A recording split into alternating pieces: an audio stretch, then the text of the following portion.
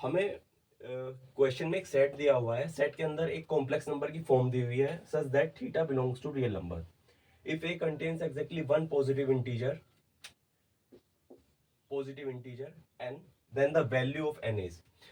हमें इसमें क्वेश्चन में दिया हुआ है, हमें एक सेट दिया हुआ है, सेट के अंदर बहुत सारे कॉम्प्लेक्स नंबर्स हैं such that theta belongs to real numbers. Set question में बोल रहा है कि इस सेट के अंदर केवल एक पॉजिटिव इंटीजर n है, तो हमें बताना है कि वो जो पॉजिटिव इंटीजर n है उसकी वैल्यू क्या होगी।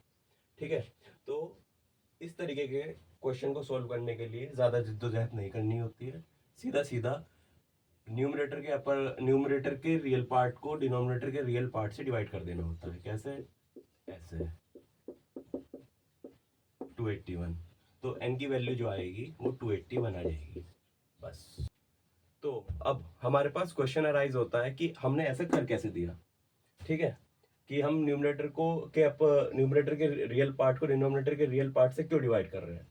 ठीक है, तो उसका रीजन ये है कि हम पूछ रहा है कि हमें पॉजिटिव इंटीजर एन बताना है कि पॉजिटिव इंटीजर की वैल्यू क्या होगी। तो पॉजिटिव इंटीजर की वैल्यू बताने के लिए क्या करना होगा, हमें इसके इमेजिनरी पार्ट को जीरो होना पड़ेगा। तो हम इमेजिनरी पार्ट को जीरो कैसे बनाते हैं, बस इसके लिए ये टेक्निक है। हम कुछ भी मेथड अडॉप्ट कर सकते हैं कि जिससे कि इसका इमेजिनरी पार्ट जीरो हो जाए। जैसे इमेजिनरी पार्ट जीरो हो जाएगा वैसे ही हमारा काम बन जाएगा। ठीक है, तो मैं आपको इसकी जनरल फॉर्म बताता हूँ कि किस तरीके से क्वेश्चन होगा। मान लीजिए ये जो क्वेश्चन है, क्वेश्चन में a plus B I sine theta दिया हुआ है। ठीक है, और c plus D I cos theta दिया हुआ है। मान लीजिए ये जो नंबर है ये इस फॉर्म का है, a की वैल्यू ये ले लीजिए, b की वैल्यू ये ले लीजिए, c की वैल्यू ये ले लीजिए और d की वैल्यू 3 ले लीजिए। ठीक है, अब हमें अगर ये बताना हो कि हमें इस तरीके का सेट दे दिया, मान लीजिए ये सेट दिया हुआ है, इस टाइप का क्वेश्चन है ये। हमें पूछ रहा है कि इस सेट के अंदर एक पॉजिटिव इंटीजर क्या होगा। ठीक है, ये सब इंटीजर्स हैं, ए बी सी डी सब इंटीजर्स हैं। तो अब क्वेश्चन में हमसे ये पूछ रहा है कि भाई हमारे हमारे पास हमें एक रेशनल नंबर बताना है कि इसके अंदर केवल एक पॉजिटिव रेशनल नंबर है, तो हमें बताना है कि उस रेशनल नंबर की वैल्यू क्या होगी। ठीक है, तो हमें एक ये रियल नंबर, हमें एक कॉम्प्लेक्स नंबर दिया हुआ है, तो हम क्या करेंगे, हमें इसकी पॉजिटिव रेशनल नंबर बताना है। तो पॉजिटिव रेशनल नंबर बताने के लिए हमें क्या करना होता है, क्या करना होगा हमें, हम कर सकते हैं इसे, हमारे पास ये दिया हुआ है ना sine theta C plus D I cos theta. हमें इसका पॉजिटिव रेशनल नंबर बताना है कि इसका पॉजिटिव रेशनल नंबर क्या होगा। तो हमें क्या करना होता है, हमें इसके इमेजिनरी पार्ट को जीरो करना है। तो इमेजिनरी पार्ट को हम कैसे जीरो कर सकते हैं, अगर मैं इसको डी आई कोस थीटा को न्यूमरेटर के इमेजिनरी पार्ट का कंजुगेट मान लूं, तो ये इजीली मीन्स इसका जो इमेजिनरी पार्ट है हम जीरो कर सकते हैं। ठीक है, तो इसे मान लेता हूं मैं डी आई कोस थीटा को बी आई साइन थीटा का कंजुगेट। ठीक है, तो ये क्या आ गया minus B I sine theta. Clear, तो हमारे पास ये चीज़ आ गई। तो अब क्या करना है, A plus B I sine theta over C minus B I sine theta. हमने डी आई कोस थीटा की जगह minus B I sine theta लिख लिया। ठीक है, अब इसे रेशनलाइज कर देते हैं, C plus B I sine theta over C plus B I, तो इसकी वैल्यू क्या जाएगी, A C minus B square sine square theta plus I A B sine theta plus B C sine theta upon C square plus B square sine square theta. ठीक है, तो अब हमें इसका बताना है, हमें इसका पॉजिटिव रेशनल नंबर बताना है कि पॉजिटिव रेशनल नंबर क्या होगा इसके अंदर। क्लियर, तो वो कैसे होगा, ये हमें इसका इमेजिनरी पार्ट जीरो करना होगा, हमें इसका सबका इमेजिनरी पार्ट जीरो करना है। तो इसका इमेजिनरी पार्ट जीरो कब हो सकता है, अगर साइन थीटा 0 हो जाए, साइन थीटा अगर इफ साइन थीटा इक्वल 0 तो ये जो है इसका इमेजिनरी पार्ट 0 हो जाएगा। अगर साइन थीटा 0 हो गया, ठीक है, तो इसकी वैल्यू क्या आ जाएगी, इसकी वैल्यू क्या आ जाएगी, इसकी वैल्यू आ जाएगी ए सी, ये 0 हो जाएगा, ये पार्ट 0 हो जाएगा, ये 0 हो जाएगा, ये 0 हो जाएगा, और ये जो इसका डिनोमिनेटर का साइन, ये जो सेकंड पार्ट है ये 0 हो जाएगा। तो ये क्या आ जाएगा, ए सी अपॉन सी स्क्वायर। तो इसका आंसर क्या हो गया, ए अपॉन सी। ठीक है, यहाँ पे क्या वैल्यू आ गई, न्यूमरेटर का रियल पार्ट अपॉन डिनोमिनेटर का रियल पार्ट। क्लियर। तो यहाँ पर न्यूमरेटर का रियल पार्ट क्या है 1967 और डिनोमिनेटर का रियल पार्ट क्या है 7। तो आंसर आ गया 281। एन की वैल्यू आएगी 281। ठीक है, तो जो इसका एसेंस है क्वेश्चन का एसेंस केवल और केवल क्या है कि हमें इसका इमेजिनरी पार्ट 0 करना है। हम इमेजिनरी पार्ट कैसे 0 करें वो आपकी मर्जी, आप जैसे चाहें वैसे इमेजिनरी पार्ट 0 कर लीजिए, बस इमेजिनरी पार्ट 0 कर लीजिए। ठीक है, सेकंड मेथड क्या कहता है, हमें पास कॉम्प्लेक्स नंबर दिया हुआ है इस फॉर्म का 1967 प्लस 1686 आई साइन थीटा अपॉन 7 माइनस 3 आई कोस थीटा। तो हमें क्या करना है, इस कॉम्प्लेक्स नंबर को रेशनलाइज कर देना है। 7 plus 3i cos theta upon 7 plus 3i cos theta.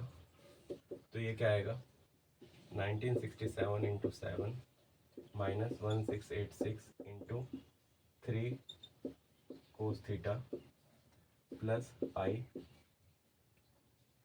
3 into 1967 plus cos theta plus 7 into 1686 sine theta upon 49 7 square plus 9 square cos square theta. Clear.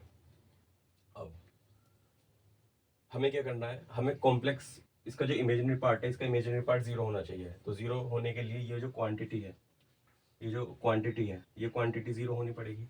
तो 3 इंटू 1967 कोस theta plus 7 into 1686 sine theta equals 0। ये 0 होना चाहिए। It means ये हो जाएगा 7 into 1686 sine theta equals 3 into 1967 कोस theta. तो ये हो जाएगा sign theta upon cos theta 3 into 1967,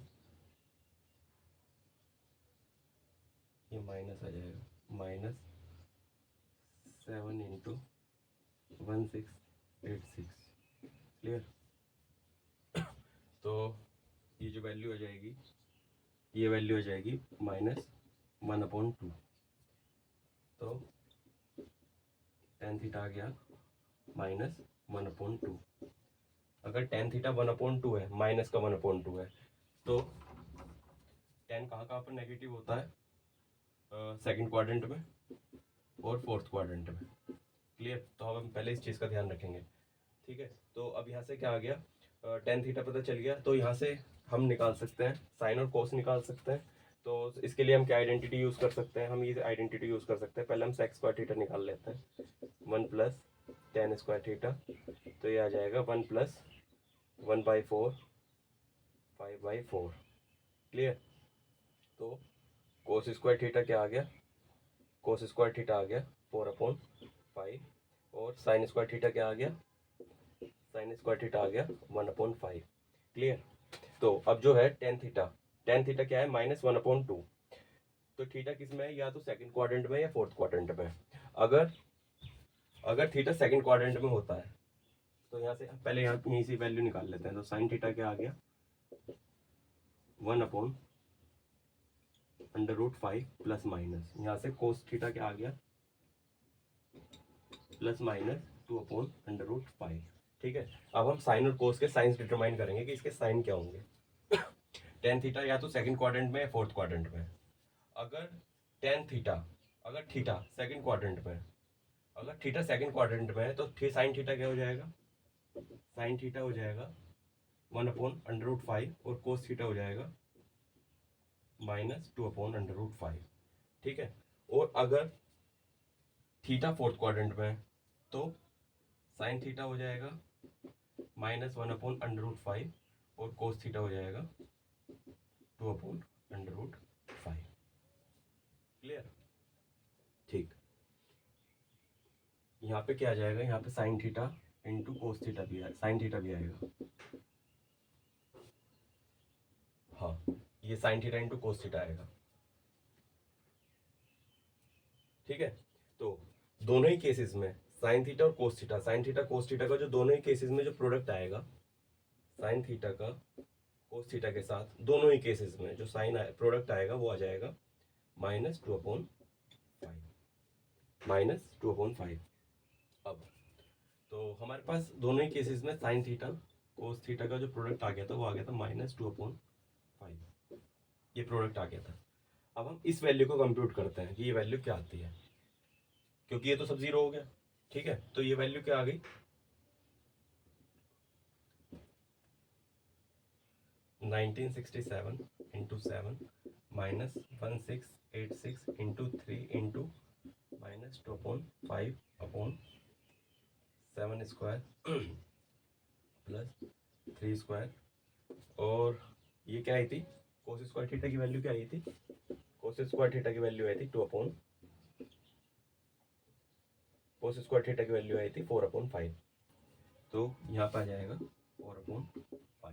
तो अब हम इसे कंप्यूट करते हैं। जो इसकी वैल्यू आएगी, इसकी वैल्यू आएगी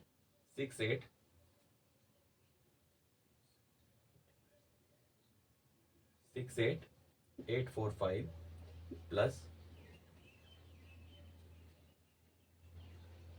10116 अपॉन ये 5 एलसीएम आ गया 245 प्लस ये आ गया 5 से 5 जाएगा तो ये आ जाएगा 6×5=11 78961 अपॉन 1 5×11 4 3 7 8 2।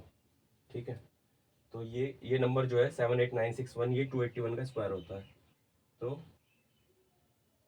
ये क्या आ गया 281। क्लियर। तो इसकी यहाँ से भी n की वैल्यू क्या आ गई, n के आगे यहाँ पर भी 281। क्लियर। तो हमारे पास दो मेथड्स हुए इसे सॉल्व करने के।